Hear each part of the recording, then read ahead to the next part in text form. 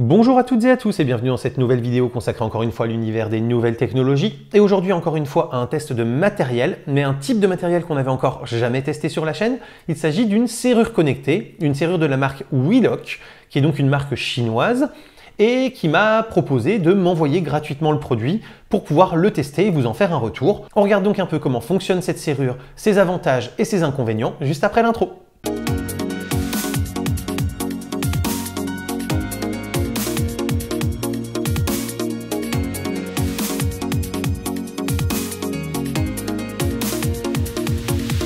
Alors déjà, j'ai pris le parti de ne pas vous faire 15 millions d'images de son fonctionnement pour vous montrer dans tous les sens comment elle tourne, etc. Si c'était pour avoir des images floues après, faites au smartphone qui tremble, c'était pas la peine, je voyais pas l'intérêt. Et surtout de ne pas vous faire non plus 15 millions d'images sur le montage et le démontage de la serrure, parce que ça reste une serrure classique qui se monte dans un barillet classique. Et même pour quelqu'un comme moi qui n'avait jamais été modifié de serrure ou quoi que ce soit, j'ai juste tapé changer barillet serrure dans YouTube.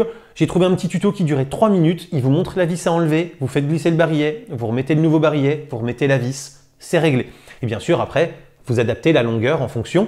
Et donc ça, c'est bien de le faire avant d'enfiler le barillet. C'est-à-dire qu'une fois que vous avez sorti votre premier barillet, vous mettez la serrure Wheelock à côté, vous faites le réglage de vos poignets pour que la distance du petit loquet soit exactement la même que le barillet précédent, et ensuite vous l'insérez, vous la revissez, c'est réglé. Donc comment ça se passe? Elle fonctionne avec 3 piles AAA donc, qui vont l'alimenter avec, d'après Wheelock, une durée de vie d'environ 1 an. Pour le coup, là, j'ai utilisé des Varta Energy qui étaient toutes neuves, que j'utilise entre autres pour mon casque à réduction de bruit filaire. Clairement, la serrure m'indiquait déjà que la batterie n'était pas chargée au maximum. Donc visiblement, il faut quand même des bonnes piles si vous voulez que ça dure 1 an. Et sinon, vous allez être sans doute à un peu moins.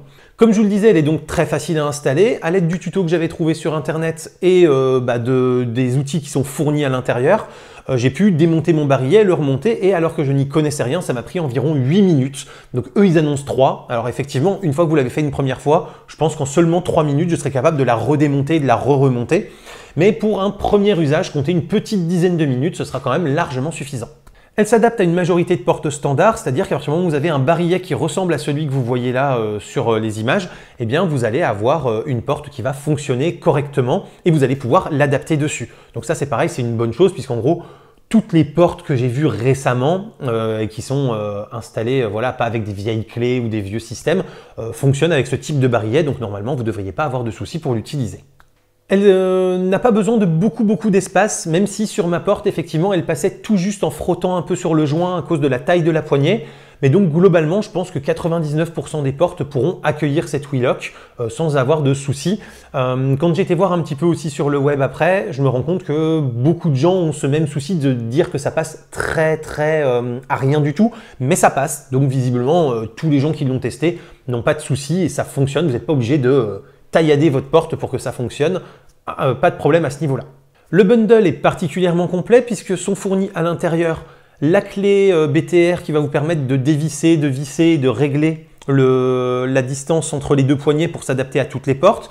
Vous avez le tournevis cruciforme qui va vous permettre de démonter la vis du barillet initial pour pouvoir ensuite le remplacer, venir refixer le barillet dans votre porte. Vous avez des petites vis de réglage qui sont fournies en plus, ce qui fait que si vous les perdez, vous en avez 2 ou 3 dans le bundle. Vous avez aussi des petits joints qui sont là pour pouvoir être remis là où il faut, si vous les abîmez à force d'ouvrir et de fermer les zones de réglage et d'installation. Vous avez tout ce qu'il faut pour les remplacer pour que la serrure reste bien hermétique et ne craigne pas l'eau. Bref, vraiment, on est sur quelque chose de bien pensé. On a bien sûr donc aussi la serrure.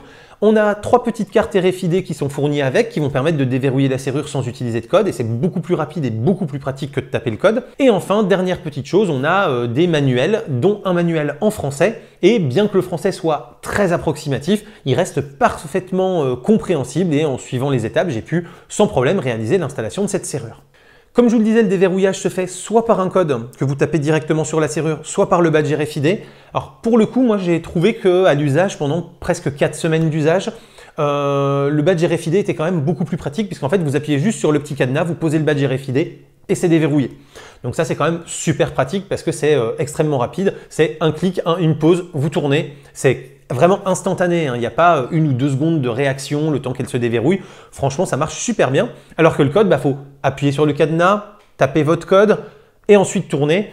Je trouve que c'est un peu moins pratique. Ça peut être pratique pour donner le code à quelqu'un qui ne voulait pas confier un badge. Par exemple, vous savez que vous allez avoir, je sais pas moi, votre plombier qui doit passer dans la journée. Vous programmez un code le matin, vous lui dites le code ça sera 27, 26, 25, j'en sais rien. Il vient, le soir vous désactivez le code une fois que vous êtes revenu et comme ça il n'y a plus de code possible, mais lui a pu rentrer dans la maison et faire les travaux qu'il avait prévus par exemple. Ça peut être une solution. Mais voilà, à part ce type d'usage, je trouve que le code reste quand même assez peu pratique à utiliser au quotidien.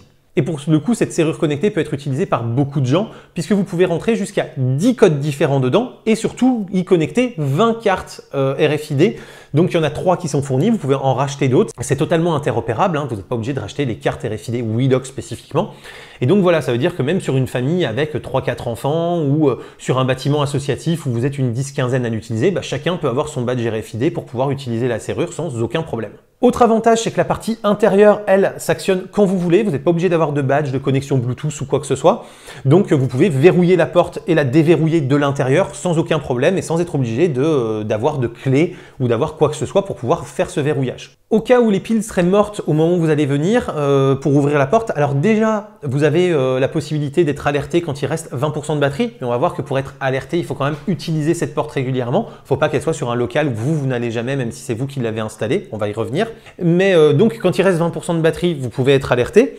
Et après, sinon, vous pouvez toujours utiliser le petit port USB qui est accessible depuis l'extérieur, qui vous permet de connecter une powerbank dessus. Donc vous allez pouvoir déverrouiller la porte comme ça, mais uniquement avec l'application Bluetooth, c'est-à-dire que vous ne pourrez utiliser ni le code sur le terminal, ni le badge RFID quand vous avez cette connexion qui est faite.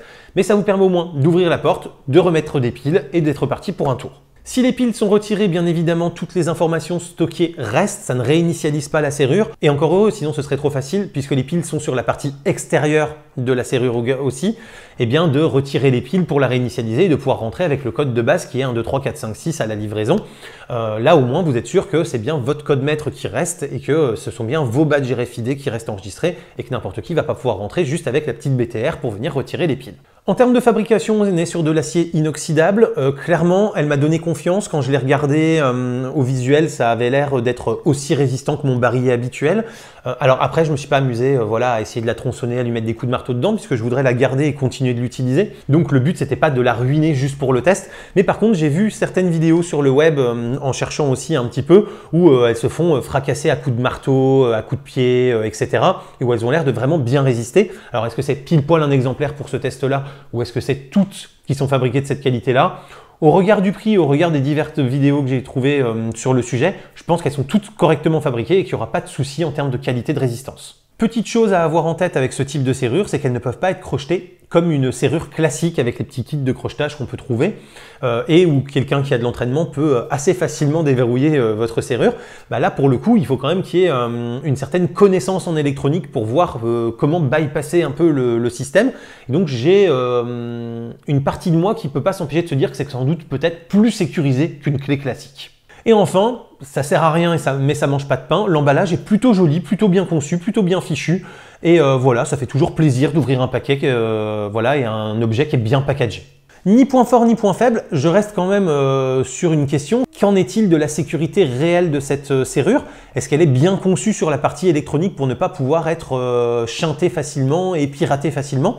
Pour le coup, ça, j'en ai absolument aucune idée. Je n'ai pas le bagage technique suffisant pour pouvoir analyser. Par contre, si vous êtes de ceux qui savent analyser ce genre de comportement et ce genre de composés électroniques, n'hésitez surtout pas, hein, si vous en avez eu un exemplaire entre les mains, que vous l'avez testé, à me faire un retour. Ça m'intéresse dans les commentaires. Alors au niveau des points faibles, je vous avoue quand même que je préfère les serrures qui ne dépassent pas autant avec des grosses poignées, les designs un peu plats, comme par exemple celles que je vous présentais ici dans la vidéo sur la sélection de Noël pour 2021, où vous mettez votre propre clé, vous venez plaquer le truc, ça ne dépasse que de quelques centimètres. Je trouve ça plus discret, plus joli, plus sympa. Là, vous avez vraiment un gros dépassement du barillet. Et par rapport à une petite poignée plate qui est le long de la porte, je trouve que c'est quand même beaucoup moins joli, beaucoup moins design et beaucoup moins sympa. Le fait que cette serrure fonctionne avec un code sur ce modèle-là, puisqu'ils en proposent aussi un autre avec des empreintes digitales, que j'aurais préféré finalement, le fait qu'il y ait un code sur cette serrure me gêne quand même. Alors certes, il y a 1 million de combinaisons possibles, donc forcément si quelqu'un doit les tester toutes, il sera encore devant votre porte quand vous allez rentrer, il y a 99% de chances que vous le gauliez. Mais globalement, ça veut quand même dire que quelqu'un qui testerait une dizaine de codes tous les jours par exemple, pourrait à un moment par chance réussir à l'ouvrir. Et ça me gêne quand même en termes de sécurité. Je trouve que ça reste quand même une faille qui fait que par exemple sur une porte d'entrée de maison ou de local avec des choses importantes à l'intérieur, ça me semble être pas le bon choix. Et il vaut mieux dans ce cas-là sélectionner le modèle avec l'empreinte digitale qui n'aura pas cette faille d'avoir quand même, on ne sait jamais, la chance du débutant. Vous tapez un code, bim, c'est le bon. Ok, c'est une chance sur 1 million, une chance sur 100 000 si vous tapez 10 codes. Mais en attendant, c'est toujours plus de chances que la chance zéro d'avoir pas la même empreinte ou de ne pas avoir le badge RFID qui va bien. Petite chose en termes de conception, je trouve dommage que les piles soient sur la partie qui reste dehors, qu'il n'y ait pas de connexion en fait à l'intérieur pour pouvoir mettre l'alimentation à l'intérieur. Ça veut dire que pour une maison en tout cas individuelle, pas un appartement ou un local qui est au froid, les piles peuvent avoir froid, les piles peuvent avoir très chaud et on sait que ce genre de choses pour la chimie, ce genre de gros écarts de température, c'est pas très bon et donc ça va nuire à l'autonomie des piles. Là où si c'était à l'intérieur de la maison, avec le chauffage, etc., ou à l'intérieur du local, on se retrouve avec des températures beaucoup plus constantes et beaucoup plus normalisées qui font que normalement les piles devraient mieux vieillir, avoir une meilleure autonomie. Ça, je trouve ça dommage en termes de conception. Le vrai gros défaut que je trouve à cette serrure connectée, c'est qu'elle n'est connectée qu'en Bluetooth, c'est-à-dire qu'elle n'a pas de Wi-Fi. Et de ce que j'ai cru voir, la marque propose une box qui permet après de faire la liaison entre le Wi-Fi et le Bluetooth, c'est-à-dire que ça rajoute un accessoire supplémentaire qu'elle n'est pas connectable direct. Et je trouve ça dommage pour une serrure connectée de ne pas avoir une vraie connexion Wi-Fi directement intégrée, parce que ça veut dire que vous ne pouvez pas avoir de log en temps réel ni d'alerte en temps réel. Si quelqu'un tape 5-6 codes pour tester, vous n'allez pas le voir, vous n'allez pas avoir l'info comme quoi il y a eu 5 ou 6 tentatives. Si quelqu'un rentre à la maison, vous ne pouvez pas dire par exemple « je sais que tel badge RFID, il est associé à mon fils, ma fille, ma femme, machin ». Et donc par exemple recevoir une notification à chaque fois que votre fils ou votre fille rentre, comme ça, s'il revient tout seul de l'école, il passe son badge RFID, il rentre, ça vous envoie une notif pour vous dire « machin est rentré ». Ça serait quand même super pratique en termes de fonctionnalité sur une serrure connectée. Et là pour le coup, vous n'avez pas possibilité d'avoir ce type de notification. Donc ça, je trouve ça quand même assez dommage. Et pareil, donc, comme elle n'est pas connectée en Wi-Fi, vous ne pouvez pas l'utiliser par exemple pour un Airbnb pour envoyer des clés numériques à distance ou envoyer des codes que vous allez programmer vous à distance en disant aujourd'hui ce code est valable de telle heure à telle heure parce que j'ai quelqu'un qui vient que la journée. La personne vient, elle tape son code. À l'heure où elle doit être partie, le code est plus valable, bim, c'est fini et vous avez sécurisé votre Airbnb comme ça. Là non plus, vous ne pouvez pas le faire puisqu'il va falloir que vous passiez physiquement sur la serrure et que vous utilisez l'appli Bluetooth ou le clavier de la serrure pour rentrer le code et que vous reveniez pour annuler le code que vous aviez rentré. Bref, en termes de connectivité, je trouve ça dommage parce que au final, ça n'apporte rien de plus qu'une serrure avec une clé classique. Et enfin, je ne vous ai pas fait de capture d'écran non plus de l'application parce que vous avez les idées de serrure et si je ne l'avais utilisée que pour le test et que je n'avais pas voulu la conserver ou que je l'avais utilisée sur quelque chose qui était à l'intérieur sur une porte intermédiaire, ça ne m'aurait pas gêné que vous ayez ces infos-là. Mais là, pour le coup, je vous aurais tout flouté, vous n'auriez rien vu. Mais l'application est hyper austère et en gros, à part vous relier à la serrure, la verrouiller et la déverrouiller, vous pouvez absolument rien faire dans l'application. Tout le reste se fait directement sur la serrure en elle-même avec les menus liés à l'écran qui est sur la serrure. Et donc c'est pareil, je trouve ça un peu dommage parce que déjà que la connectivité est extrêmement limitée puisqu'il n'y a pas de connectivité Wi-Fi pour y accéder à distance. En plus, même depuis l'application, vous avez assez peu de choses que vous pouvez faire et tout doit se faire physiquement sur la serrure, ce qui la rend quand même assez peu, on va dire, versatile au quotidien et ce qui fait que, en gros, à part pour un usage très familial, très ponctuel avec je la configure une fois et point barre, derrière, globalement, en gros, vous allez quasiment jamais pouvoir retoucher et l'adapter à de nouveaux besoins ou de nouveaux usages parce que ça va être chiant. Voilà donc un peu ce que je pouvais vous dire sur cette serrure WeLog. Donc au final, très bon produit, très bien construit, très bien fini. Ça se monte super facilement et ça fonctionne très bien. Il faut juste encore une fois avoir en tête les points négatifs que j'ai pu vous donner pour être sûr que ça corresponde à votre usage. Personnellement, ça va quand même me servir et donc je vais la laisser installer, ce qui va me permettre de l'utiliser au quotidien. Mais voilà, j'avais espoir que ça puisse être utilisé par exemple sur du lieu de villégiature avec effectivement de l'usage à distance pour envoyer des clés ponctuelles, des choses comme ça. Ce n'est pas le cas et je trouve ça quand même hyper dommage.